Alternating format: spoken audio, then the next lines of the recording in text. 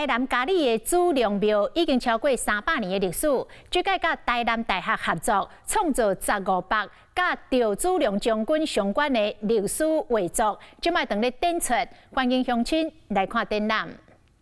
伫咧嘉义的祖龙庙，永昌宫是台湾少数奉祀赵祖龙将军的庙祠，到即嘛有超过300年的历史。庙方特别来办活动，除了正经的祖龙景观报道，即届嘛甲台南大学来合作，请硕士的师生团队来作画。那我们就找到台南艺术大学，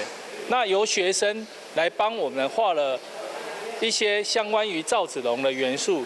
这个团队拢总有6个研究生，大家学生拢用家己专长的媒材来创作，透过赵祖龙的相关历史来设计，最后呈现这1500图。像有的同学就是专长就是用油画来表现，有的是在搭配一些贴金的特殊技巧，或是水墨在一些皴法或者笔法上面有特别的研究，所以每个人就是应用自己擅长的媒材来表现这次的主题。这个合作除了让学生有一个发挥的舞台，嘛透过学生的创作，甲传统文化用当代艺术的方式，让大家来欣赏。